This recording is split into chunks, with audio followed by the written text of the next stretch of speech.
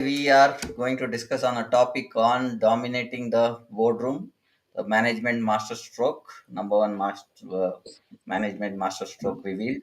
We have Thomas Welch and Rajiv joining us on the show. Rajiv and Thomas, welcome to the show.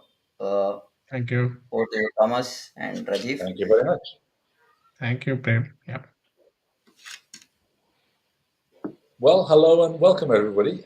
Once again, we've come together for our Wednesday evening discussion. And this time, we'd like you to sit back because we'd like to bring you a story this time, which is about a situation in a company. A new manager, John, has just arrived and has been asked to provide a new future for the organization. So we'd like you to kick back your chair and relax a little while and take in the scenario that's unfolding here. And our subject today is dominating the boardroom. What is it that John needs to come up with to produce the number one management masterstroke, which we'll be talking about today? What exactly do we mean by that? So John Sajeev steps into his new role as general manager with a clear brief to transform the regional-based organization into a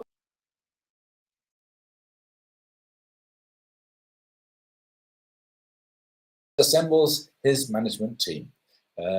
And their job, now that they've come together, is to outline a comprehensive action plan for the year ahead to take their company from where it is now, which is languishing in very ordinary results, forward to a future where they really grow and prosper. So the main characters in our play today are, first of all, John Sajeev, who's the general manager. He's a seasoned executive with a reputation for strategic thinking and effective leadership. He is appointed as the new general manager of a multinational corporation's regional office, and he's determined to make a significant impact. John embraces the need to drive organizational success. So that's his role. Rajiv, who's next on the Yeah. team?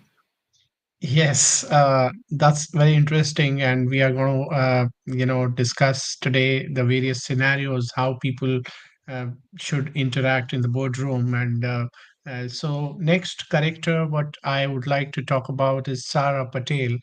She's the HR manager, and Sarah has been responsible for talent management and employee engagement initiatives in the company, and she works closely with John to ally HR strategies, ensuring that all the employees are well integrated with the organizational objectives and goals, and they are very clear as to what they need to do for taking the organization forward. So I would like to introduce Sarah Patel, HR manager. Okay, thank you. And next up on our list of characters in this management scenario is Raj Gupta, who's the operations manager. Raj oversees day-to-day operations and process improvement initiatives within the organization. He collaborates with John to optimize core processes and eliminate waste and drive efficiency and productivity across the departments. So that's his central role. Rashid. Next, we talk about Lisa Chen. She's the marketing manager, and as you know, the role of a marketing manager is very important in driving the revenues for the company. So she leads the marketing team and is responsible for brand strategy and customer engagement efforts. She also works very closely with John to align the marketing initiatives with the company's strategic goals and focusing on revenue growth and market expansion. So she's a very important character as far as John is concerned. So I'm introducing the marketing manager. Okay. And indeed, some very important characters on the page so far, being HR, operations, and marketing. And then last but not least is David Johnson, who's the finance manager.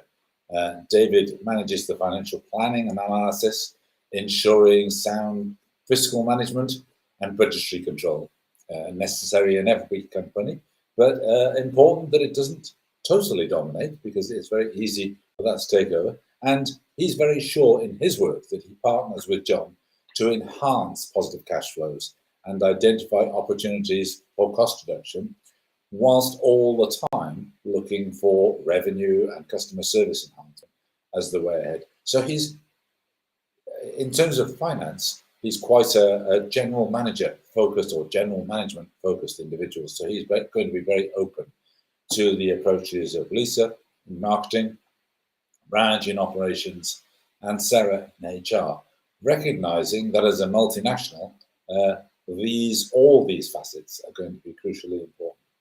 So the question to open today, and I would like to open this to the audience straight away. We say here we want to talk about the management masterstroke revealed. Okay, so this new manager has come in. If it was you, what would be the masterstroke that you would need just now? And before we dive into a potential scenario for the coming year ahead, what's the nature of this masterstroke? So if you've got any thoughts or questions or ideas about what this might be, then now would be a good time to drop them into the chat on the platform. And let's see if we can get a conversation rolling, or even if you've just got a view about how this should proceed. How should this play out over the coming 12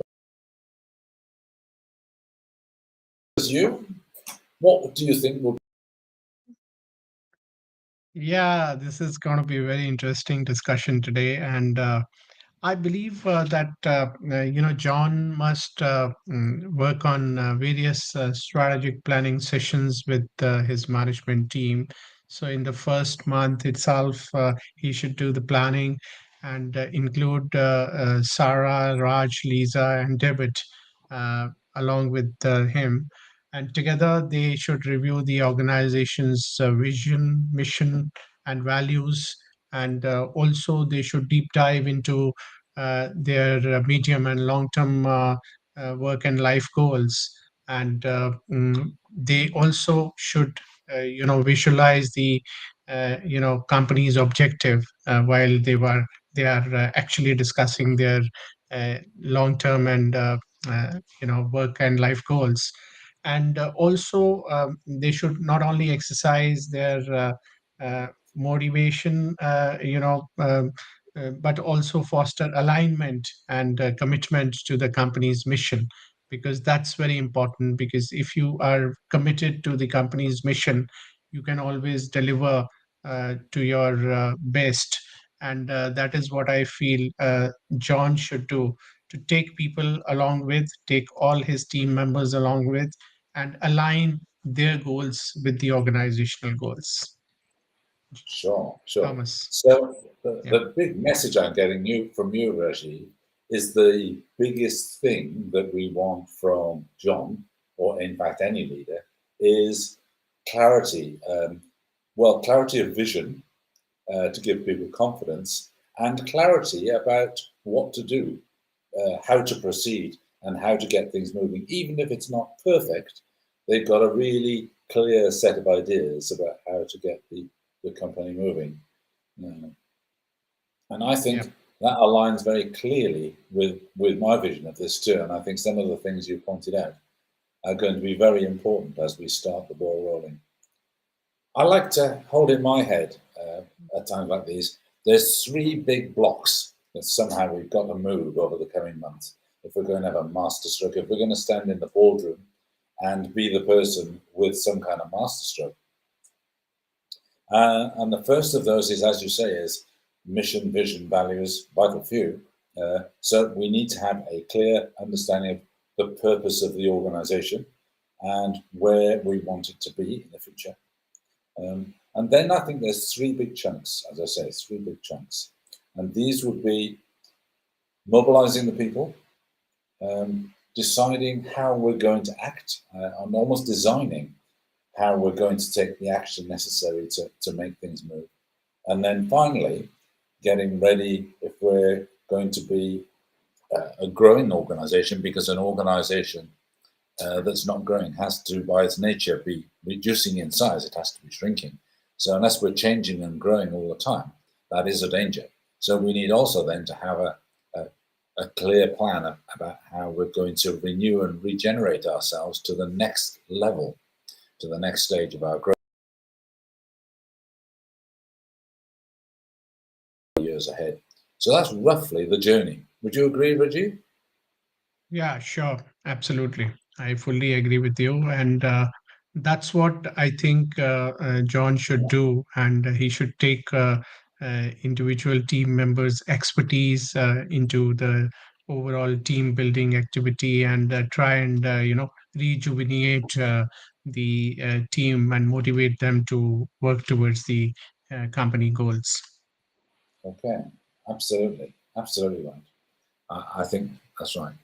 So before we start into maybe laying out a bit of a story for the year, can we ask our listeners to say, "Well, okay, so what are your questions now? What do you want to ask us, team? What do you want to know about how they're going to proceed? Um, Maybe to drop some of those ideas in the chat as we go forward. Uh,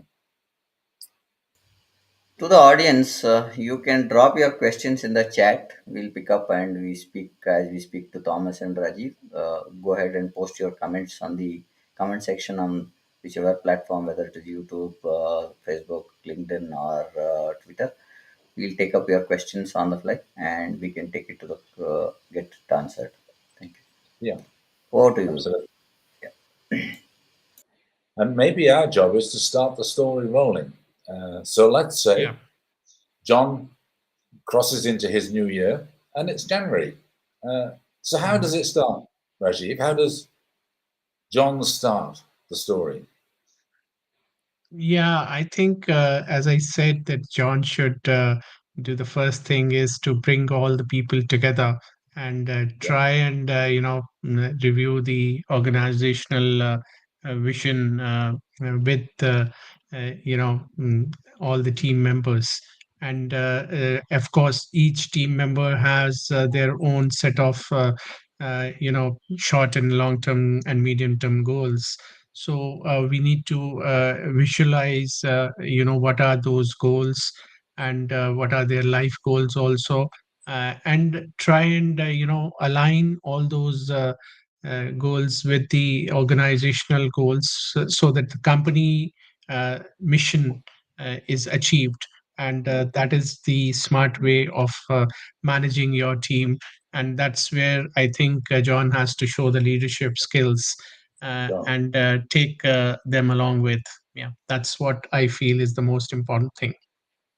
So if this was a typical year, this would be January, pretty much the whole month. Yeah, yeah, You'd be advising him to spend time with his people, talking yeah, through what their respective views of the mission and vision and values of the organization were, and then making sure that they were all on side, as it were. They were all pulling together in the same team. They were all motivated towards the company's goals, that their own goals were in full alignment.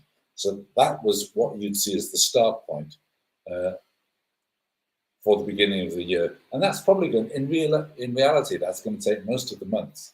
In fact, the conversation I'm sure will continue to roll for a little while after that. But that's certainly a great way to open is to make sure the top team have got their act together. Really, that seems to be what you're saying. yeah, yeah. Okay, so if that gets the And kind of the groundwork yeah, done, then what? Then what does he need to do? yes, I think then he has to identify. So the first person he should look towards is, Sarah, because Shara is the HR manager, and she is the one who can help him in, focusing on overall the review of the strategies and do some Uh, team building activities within the organization. Because it's not only important for John to align all these five characters, but also the entire company along with the thought process and along with the company's vision and mission. So what he needs to do to work with Sarah to do some team building workshops to try and enhance the collaboration and communication amongst the various departments of the company. And also the to look at Raj for spearheading the process improvement initiatives for streamlining the operations and enhancing the efficiency within the organization, because I think a well-oiled machinery works very well. So that's where I think John should focus on both the activities of Sarah and Raj. And I Sure. think that may take him another month. So if you were saying that, okay, January goes into the vision and mission alignment, February they should focus on this activity of team building and process improvement activity. That's what I Yeah, feel, yeah, Thomas. absolutely. And I think what you seem to be saying is you can't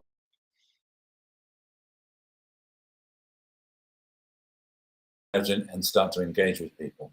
And that seems to be the whole uh, kind of emphasis here. And these team Yep. building workshops, a way that I've seen work very well is yes, HR coordinates the whole thing, which is very, very important. So we've got similar messaging across all the teams, but also to get the line managers involved in leading their own teams in team building workshops, and maybe even involving the person. So two levels of the line management structure are present in the workshops, so that they can answer questions from higher up in the organization and give that kind of wider view and help people understand how the whole thing joins together. And obviously Sarah's role in that is going to be important, um, to kind of make it into one single unified approach across the organization. So there's a lot of really important groundwork again to be done here, but this time it's in all the teams. It's beginning to get them thinking about their role and what they're in charge of and how they contribute to the wider goals of the organization alongside what other people are doing. So all really important things. Okay, so what happens next, do you think? March is approaching. Now what? Yeah, March Now is what? We need to focus on. approaching, and I think the next step should be to ensure that all employees should participate in one-on-one meetings to align their work and life goals with the organizational objectives. The This has to be conducted by, of course, HR. So Sarah should conduct coaching sessions to support the employees in setting some smart goals that contribute to their personal and professional growth. So I think the most important thing for any organization is a well aligned team. So if both John and Sarah work together and align the goals of their team members, I think that can work wonders for both of them and for the organization, and they can move on to their next activity. That's what I feel. Yes, I think this is probably where I begin to, uh, I think, like you, have some questions because Sarah, in this scenario that we've got here, is starting to get to be very busy. Not only was she kind of organizing and orchestrating all the team building, but now, in this quite large company, it looks like Sarah and possibly some of her team might be thinking that they alone can begin to do all the one-to-one coaching session for all the staff. Now, you and I Right. know that's not always terribly realistic. And so, if we were advising John, I think you and I would say we need to get the line managers involved here. We can't look to HR to do all the coaching sessions. I think we have to say to Sarah, look, what you need to do is to help the line managers become successful at coaching and supporting employees because there's a lot of them in the organization. And we all Yeah, need to contribute to each other's professional growth. So I think is where we come from in that. absolutely. Absolutely. I Yeah, yeah, agree with you. absolutely. Is there any other variations to the script we'd start to produce here? Because these are kind of the traditional steps, aren't they, that we're hearing here? But actually, are they enough? Is it going to be enough for John to stay in his office now until such times as we reach the end of the year? I don't think so. If you and I No. were John, we'd want to be out there, wouldn't we, amongst the team? We want to be in the team building sessions. We want to be talking with people. In particular, we want to be listening to people. So, what other Yeah. things would you, if you were the boss, what would you be doing at this moment, Rajiv? I think the next, very important thing is to move towards Lisa. So as Lisa is the marketing manager, because without the numbers or without the revenue, nothing moves. So she is the champion of innovation, and so maybe a employee suggestion program Hmm? can Do you think be that would be initiated. enough, or do you think we need Uh, something more? Sorry. Do you think the suggestion program would be enough? No, I think not only the suggestion program. There should be some kind of a process improvement activity, as well as some innovation on the product side also. So she should have her ears to the market, and she should collaborate with the marketing team for implementation of all the marketing campaigns that they may decide. And of course, some kind of a brand awareness and customer engagement activity Sure. can be planned by her. So they should go whole hog into the market and work on their product, and listen to the market, because at the end of the day, I have worked with a lot of Japanese companies. So the customer is said to be God, no, or a king. So they must listen to what the customer is looking at, how the product is going to be selling. So that's what they need to work and focus on, and Yes, absolutely. try and implement that. Yeah. Yes, and I know a big chunk of your background is all about the customer experience being used to Yeah. kind of shape the Yeah. organization's the way it works, the way services are provided, the way products are provided. A really big lead is taken from that. And so Lisa starts now to become much more to the forefront, but in a way that I guess something that you and I have discussed is how every employee can be another set of ears towards the customers. They can all pick things up and they can all listen to what customers are saying and feed all that in so that the organization can begin to really think about how it provides the very best of services and the very best of products as they go forward. And I guess as we move Absolutely. into May, we're going to have to start thinking about how we optimize our core processes in response to some of this. As you say, we've done our groundwork now with the people involving Yeah. the managers and their teams. We're now beginning to tune in or tune our attention to customers and employees' ideas about customers, about making things better for customers. So then, what do Yeah. we do Absolutely. about our Absolutely. core processes? So I think Raj must, be brought into the game, and you need to, the John has to work with closely with him to understand that how the workflows are going to be working, and it's very natural in the organization to have some kind of inefficiencies. So they must identify those inefficiencies and work on that, and they must be very having very uh, clear cross-functional team roles, well defined, and also try and work on the core areas where some kind of a collaborative problem solving approach can be there. And they must work on some continuous improvement initiatives, uh, so that the organization achieves a lot of cost saving, and also there is a operational improvement. So that's the key, because if you are able to and your operational side, that can actually lead to, for survival of the organization or success of the organization in the market, because you need to compete with others. So that's what I think uh, the May month should be focused on. Yeah. Yeah, sure.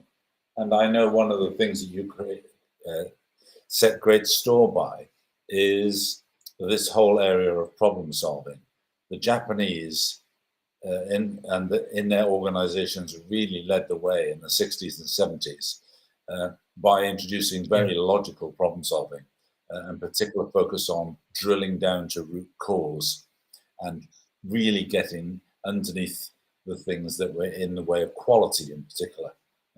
And those kind of issues really need to be brought to the fore now because they really affect the trading potential and the financial potential of the organization. Because if the quality is poor, there's nothing can kind of reset that Yeah. reputation in the customer's minds if the quality drops below, a really excellent level. And because of the Japanese influence on the market over the last 40 or 50 years, then really we expect that pretty much everywhere now, particularly in the higher end products.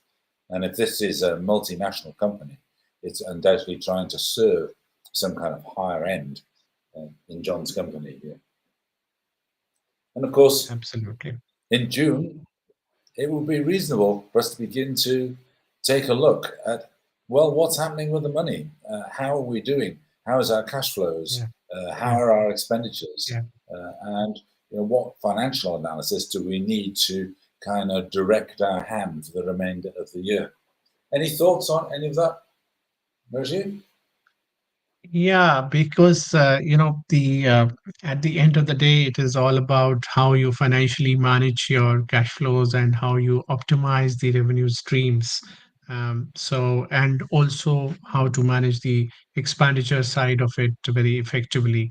So, I think John has to turn towards David, and David definitely has to prepare some kind of financial analysis, identify what are the opportunities for the revenue growth and cost reduction, and of course ensure that there is a overall financial sustainability and profitability in the overall organization. So I Sure. think after setting the whole you know whole gamut of activity in place, he should turn towards the finance person. Yeah. Yeah. And I'd like to think if this was my organization and your organization, that our finance head, our chief accountant, or whatever David's uh, official title would be here, that he would work very closely with the line managers. One of the things I Yeah. always hate to see is where the finance director goes off into their own cave and hammers out the financial plan and the budgets and then proudly presents them to the board as though they were fait accompli. What I'm much more comforted by is an organization where every manager is involved with the preparation of their own plans and it's presented much more collaboratively so that everybody's properly on board. So this whole notion that we had at the start of the year with the whole team pulling together, that really continues, and that John makes sure that David really engages with the line at every level and at every part of the plan, and that they are plans too. They're not budgets set in concrete. They are plans. This is how we think the year will pan out, and if we can see a way to do better than that, or if something goes wrong and we need to pull back from something, then we can do that too. So it's important that the financial plan for me stays live and flexible within, the sound principles, obviously, of outturning the end of the year in a good financial health. Absolutely, I agree. Yeah. Yeah. Okay. So we now have our financial plan. We seem to have wide agreement across our managers.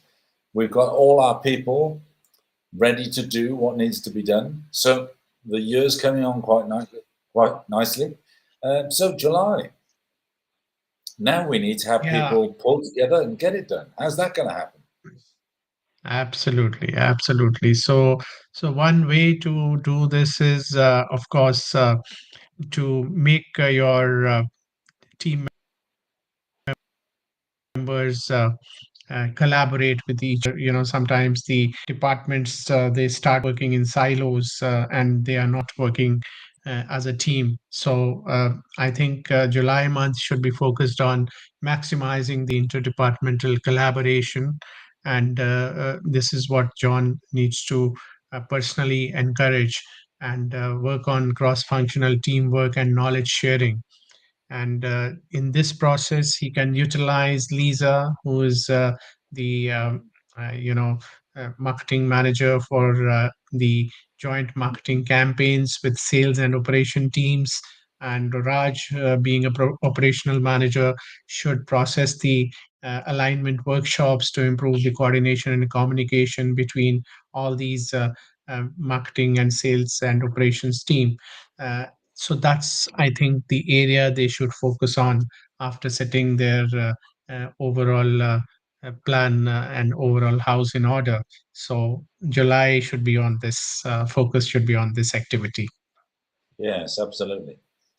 And I always find the kind of the flow of the year quite an interesting thing.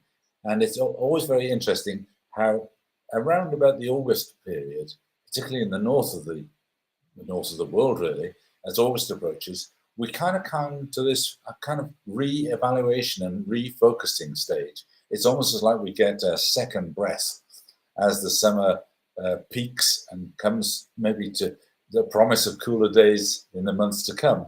But we kind of get this peak of activity and we begin to say, well, how are we communicating? What's going on? So there's a kind of second take there.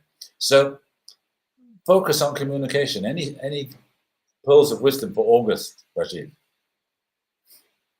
Yeah, I think the communication is the key for any organization. So I think so. The John must emphasize on how the aligning of words and outcomes are is done in the organization, and he must ensure that the communication at all levels of the organizations are uh, according to the strategic objectives, and it should be result driven.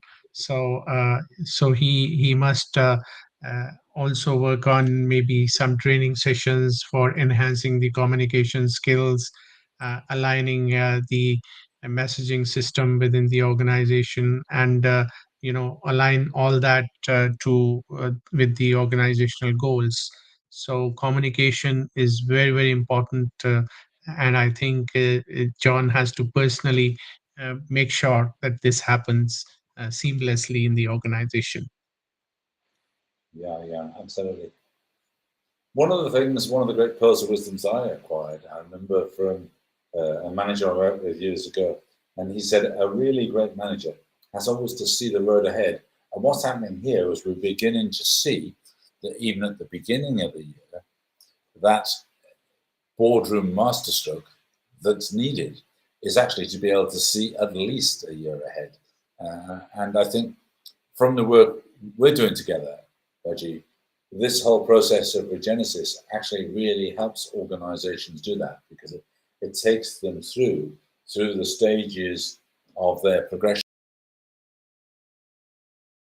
for Absolutely. them. And that's So what I think is going to be the success mantra for the success of any organization. That's what I yeah, feel. Yeah. absolutely.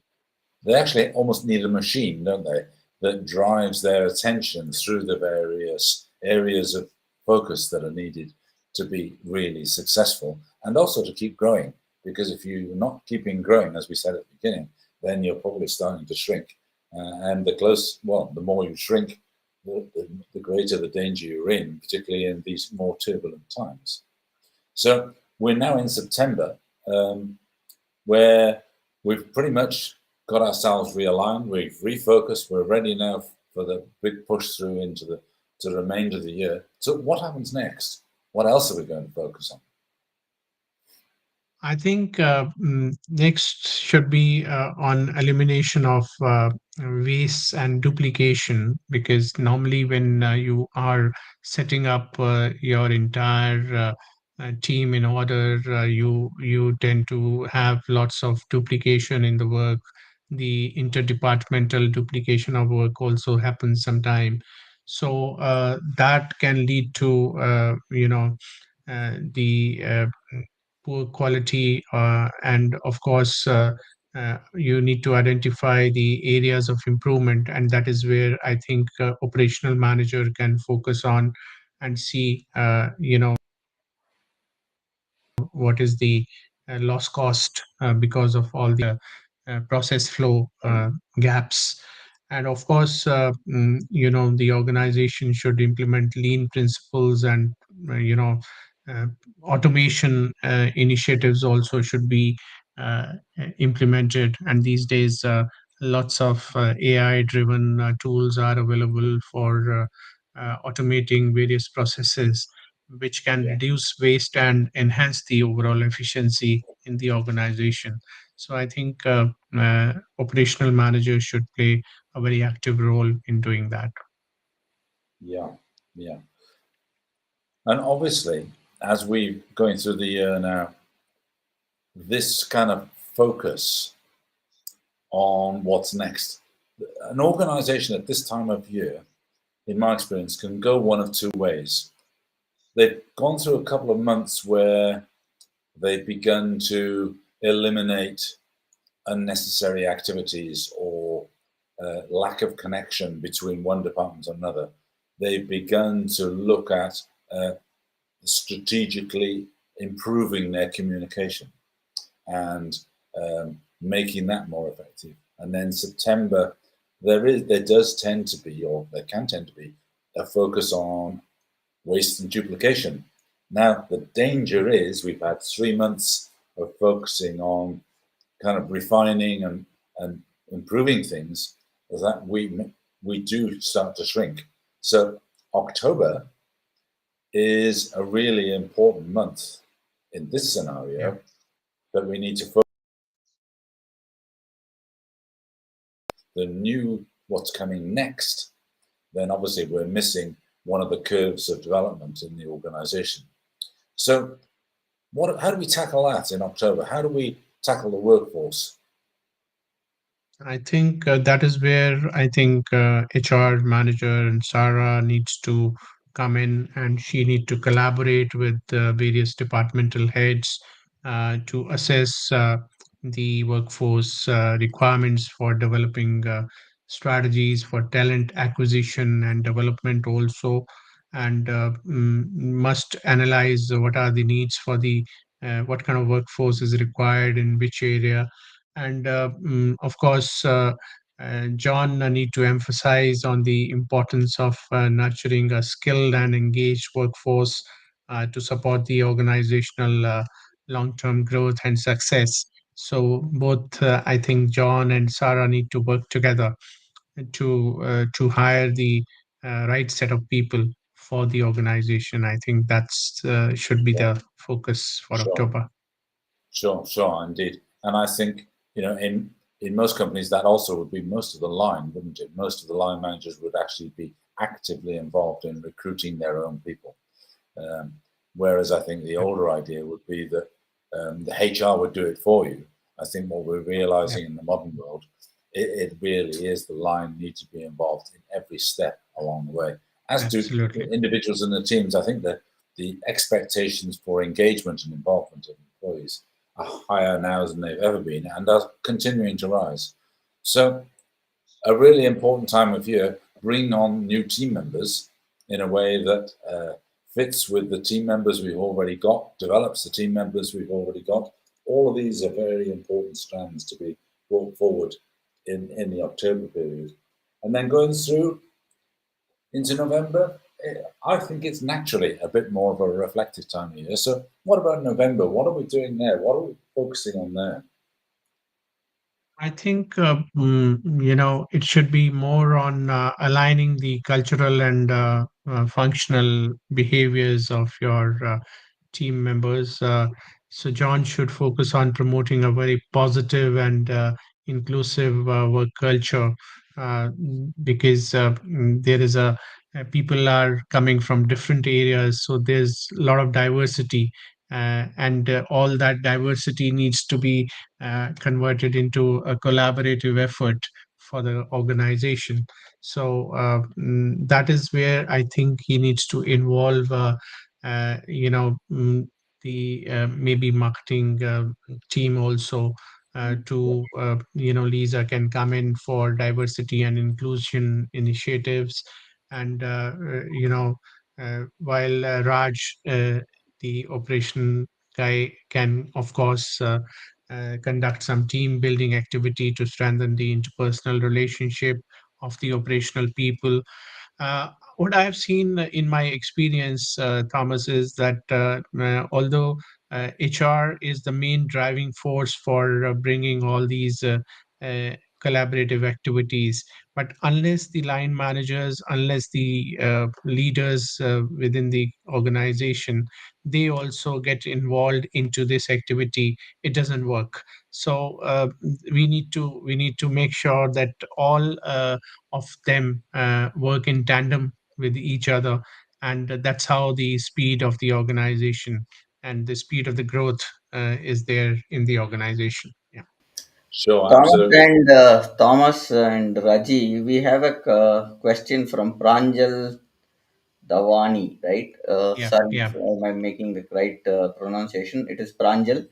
How can we ensure effective communication and coordination within our team? Is one pointer that she wants to know about. Okay, Okay, John. sure. Okay, so how can we ensure effective communication within and between our teams?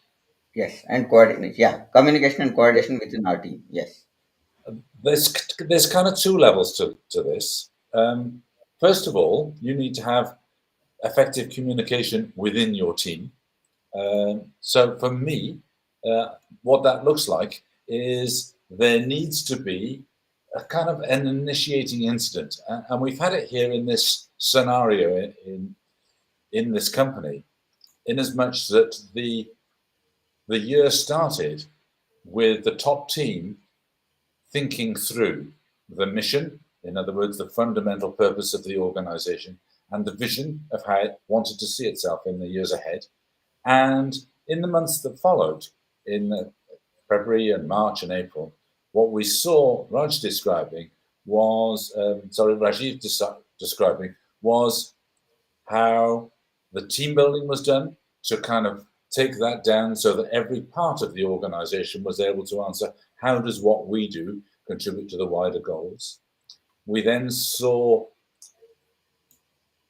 later in the year, we saw some inter-team building taking place where people were also trying to answer how does what we do fit alongside what other people do uh, to contribute to the wider goals. In other words, what's the value chain? How does the work that we do go through the work that other people do towards the customers? So those kind of questions. So we do need some kind of bigger company processes to make sure that the logical building blocks of the mission and the vision are clearly disseminated through all the departments of all the teams.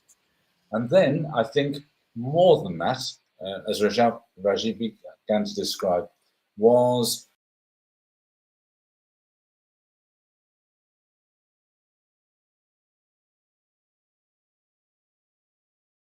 Thomas, I think we lost you for a minute. Yeah.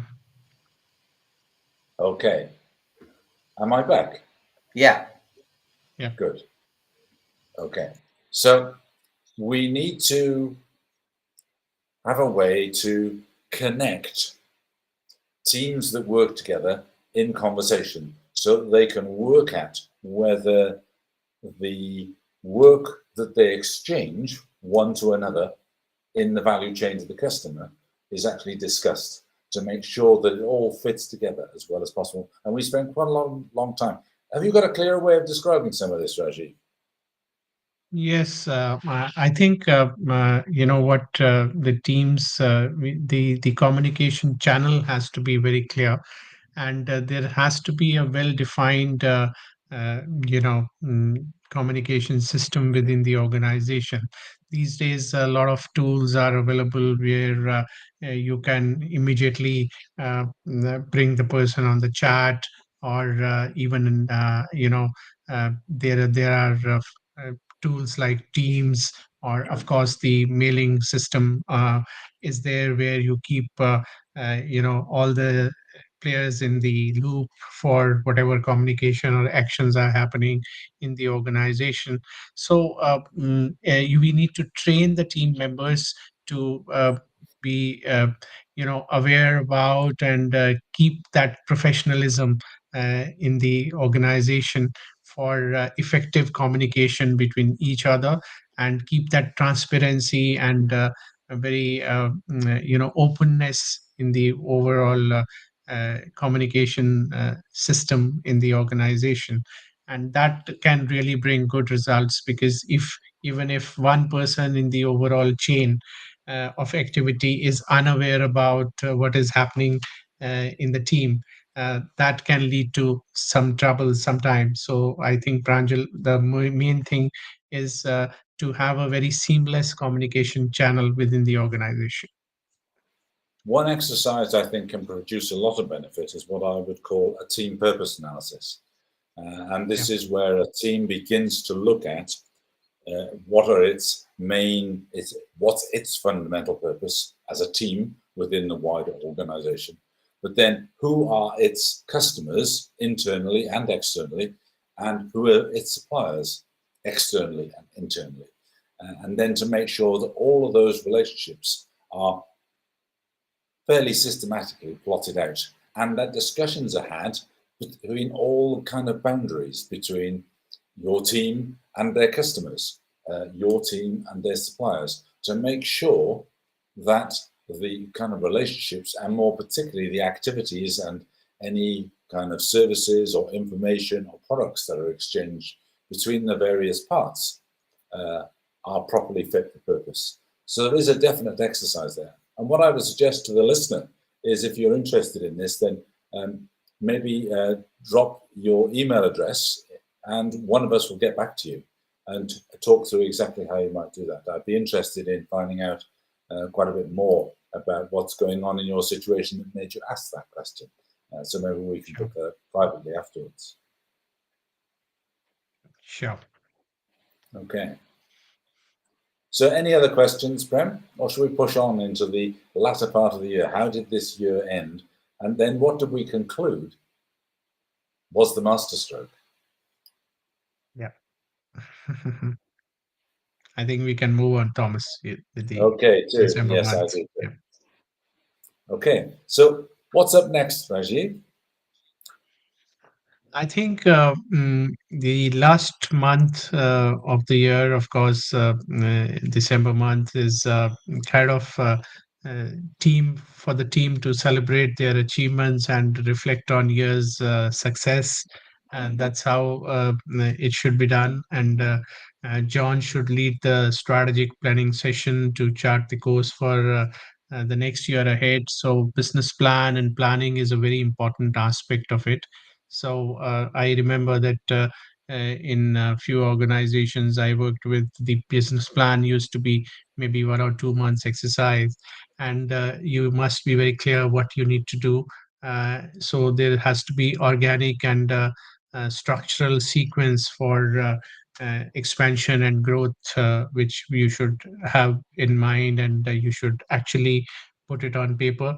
And of course do some collective efforts. So that is where I think the overall regenesis approach comes in.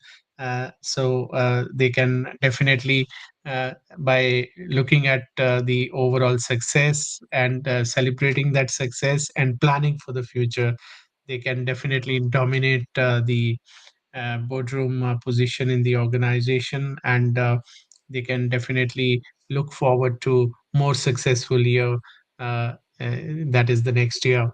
So in India, some companies are having April to March as a financial year. So for sure. this whole thing can be applicable to them. So what we are trying to showcase is that how the flow should be there, and Regenesis brings in a lot of tools for understanding that, and how month by month you can build your team, you can build your organization, and you can build on the workflows, is what we are going to spread across, and kind of train the managers for understanding and implementing. So Sure, over to sure. you, Thomas. Yeah. Yeah. So I think one of the biggest things that's caused us to bring Regenesis to India is this single fact. 68%, in fact, more than 68% of companies, of organizations of all kinds, are only achieving somewhere in the region of 15 to 25% of their potential. I mean, that's a shocking fact. So that means that 68% of organizations are spending 99% of their time on only 25% of their potential. And how easy it would be if they were to really change their approach and get themselves a cycle of attention, Absolutely. them to unpack their potential and the locked up resources towards more like 64 or 68%. Still not overheating the company, because overheating doesn't really start until you get to 80% or more at stretch, uh, or beyond. But just think how much companies could really enjoy growing substantially for the first time, always looking to a positive year ahead, always looking to having good results. And that comes from this masterstroke. And the masterstroke is as simple as having a cycle of regenesis. And that word regenesis is an interesting one because effectively it means renewal, and upgrade and growth. And it's gradual. And if you keep going, if you keep rotating through a cycle that can only give you growth, then of course your organization and your team or your charity or whatever it is can only grow in its impact, because that's the cycle you put yourself in. So that's why we put this particular case scenario on today, and why we wanted to talk to you about the sequence, the potential sequence of events, not necessarily in the calendar year. It could be in any other kind of shape of the year, depending on when the financial year falls in your organization. But Yeah. it's having that kind of system to drive things forward. Anything else you want to add, Rashid? I think the most important thing is having a very structured approach, and that is what I think Regenesis is all about. We try and bring the structured improvement plan activity, and how to involve the other members of the team, how to actually align your activities for the growth of the organization. And that is, uh, that comes with experience, that comes with a lot of inputs from the people who have and Thomas, I really admire your I think more than 35 years or so in building this very strong and effective system. Uh, so uh, mm, uh, the uh, the system itself is going to be very helpful for the organizations as well as the managers who are going to utilize it. So it really depends how you are going to align your personal goals and career goals with utilizing the best tools which are available to focus on your overall personal growth as well as the growth of the organization you are working for. So I think Thomas, thank you very much for always sharing your bouquet of knowledge with all of us, and I'm sure this in a very systematic way, if it is adopted and implemented, can lead to a lot of successes. And that's how you are going to have the domination in the boardroom, which is what we are talking about today. Because you need to be different from others. You cannot be the same. And a lot of international practices have to be brought in if Indian companies and Indian organizations have to succeed, or Indian managers have to succeed in the overall multinational culture which is coming into India. Lots of organizers are coming to India open their shop and to participate in this big market. So I think it's very important that the managers also should be trained to have those international, practices. Yeah, That's absolutely. what I feel. And Yeah. it's as simple as getting in touch with us. So either contact Rajiv or myself, Thomas Welsh, or Prem Kumar. Contact any of us if you want to know more about the cycle of regenesis. It's very easy to use. Yeah, Thomas, we lost you for a minute again. I've just been working with one of my clients elsewhere in the world who 4 years ago, just 4 years ago, was a fairly lowly salaried uh, talent acquisition lead. So he was a staffing, recruitment, healthcare professional, uh, and he recruited staff. Today, he's running a multi-million pound company simply because he's been able to use the cycle of regenesis iteratively, so repeatedly. So every year he's grown the portfolio he's had under his management until now he is the founder, he's the president and the co-founder actually of a multi-million pound company. What an amount of progress he's made, but also what um, a difference he's made to thousands of organizations, his clients, but more importantly, how many millions of lives has he touched as a result of being able to become a more effective manager just in that field on its own, let alone what all of you, the listeners out there, are doing or could be doing in a few years' time. This is simple stuff. We'd love to teach it to you. Just know Thank who you, you are. Thomas. Thank you, Listening. Rajiv. Yeah. So I have taken some notes. I think I'll just summarize in the monthly style that Rajiv and Thomas have listed out. January is to initiate a series of planning sessions with the management. February, we talked about focusing on renewing the strategy. And in March, we spoke about rolling out one on one employee meetings. For April, we launched programs capturing the progress and process improvements in product innovation stuff on the April section. Then we spoke in May. We wanted to look at focusing on optimizing the core processes. And in June, we said we'll have to enhance the cash flow by optimizing revenue streams. Okay, that's an important point. And in July, we said team maximization, interdependent collaboration. Okay. And in August, we emphasized the importance of aligning words with outcomes, ensuring communication at all levels of the organization reinforces strategic objectives and drives results. Coming back to September, we were talking about eliminating of waste and duplication. That could be one pointer that you could look out. And in October, we said department heads to assess workforce needs and development strategies for talent acquisition and development.